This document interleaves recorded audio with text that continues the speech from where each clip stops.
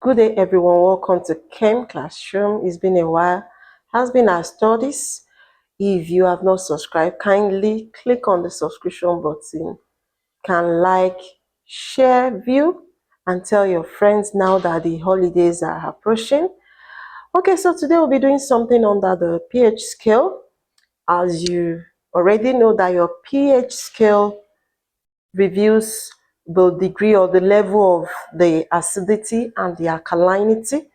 So on your pH scale, you have it numbered from 0 to 14.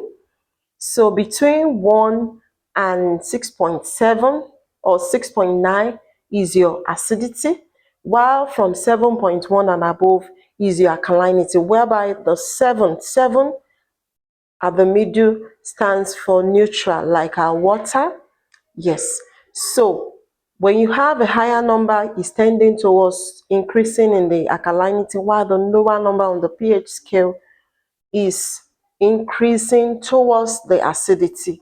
Okay, so now we'll be doing calculations involving the pH and the pOH. The pH is the measure of the hydrogen ions concentration, while the pOH is the measure of the hydroxyl ion concentration.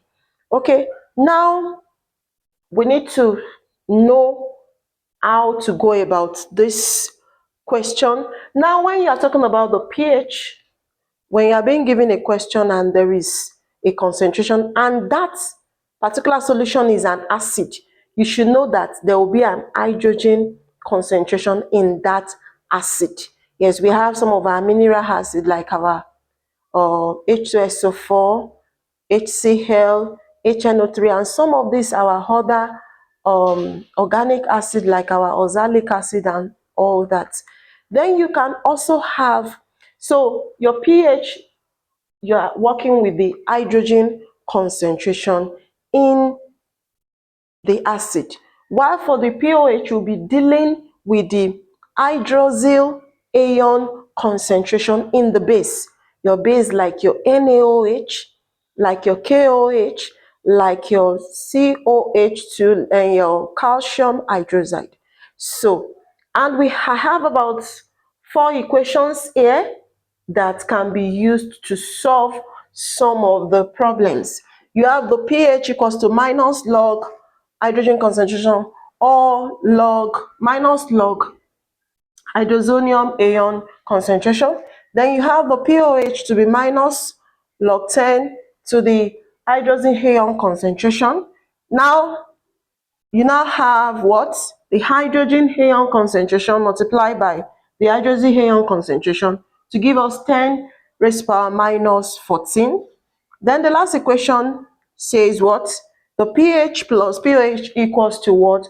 14. So the usage of this formula is being determined by how the question comes.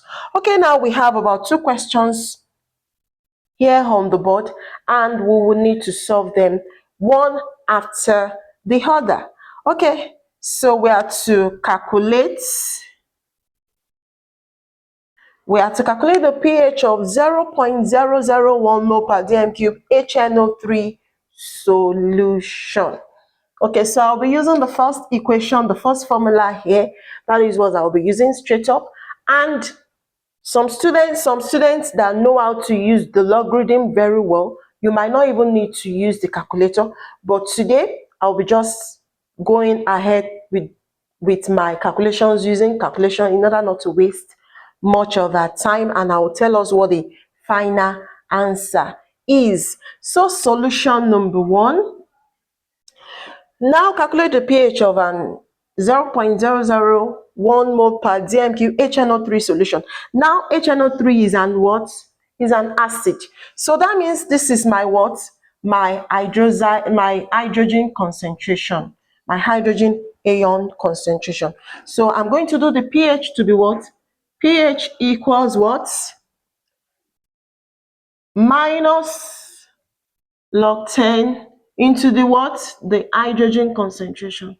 So since this is an acid, so that means this is my hydrogen concentration. So I'm just going to do this not 10. Then I will input the hydrogen concentration. So if you are watching me live and direct, just make use of your calculator. Minus log 10 into the 0.001. Yes, 0.001. So in all, we're expected to have what? 3. 3 is our answer here. If you press your calculator correctly, you're supposed to have 3 as the answer here. So going to the second question here, we have about 4 in 1 here. What is the hydrogen ion concentration, hydroxy ion concentration, the pH and the pOH of the 0.02 mole per dm cube NaOH solution. So now this NaOH is a base, and what it means is that, here also the OH will be discharged, it will dissociate in solution. So that means my OH concentration, that means my hydroxy ion concentration is 0.02 mole per dm. So that is the first one I'll be doing. So my OH minus, which is the hydroxy ion concentration, is what? 0.02 mole per dm cube from the question. So having done that, we are now going to go ahead and do for the hydrogen ion concentration. So we'll be making use of the third equation here. Like I rightly said, that the usage of these equations is being determined by how the question comes. So I'm going to make the hydrogen ion the subject of the formula. So I'm going to do hydrogen ion concentration equals to what? 10 raised to power minus 14 divided by what? Divided by 0.02. Okay, so I can also convert this in the indices form to have what? 1 times 10 raised power minus 14 divided by what? 2 times 10 raised power minus 2. You know that in your indices, this will go and minus. So I will have 1 divided by 2 will give me what? 0.5 times 10 raised power what? Minus 14 minus 2 will give me minus 12. Okay, so we have done that. So for the third one, we'll be calculating the pH, and we'll be going back to the first equation of formula. pH equals to minus log 10 into the hydrogen concentration. We have gotten this as our hydrogen concentration. But if you can solve using the logarithm method, you can also go ahead and do that. We will arrive at the same answer if you do it the proper way. Okay, so just press minus log 10 into 0.5 times 10 power minus 12 for some of us that know how to use our calculators well. So we're going to have plus 12.30. Okay, now the last one will be doing the pOH. Now for this pOH, we can decide to use this, or we can decide to use the second one. Whichever way, we'll still arrive at the final answer. So my pOH now is going to be what? I'll use the last one, 14 minus pH. So if I have my 14 minus 12.30, so I'm going to have what? 1.7 as my what?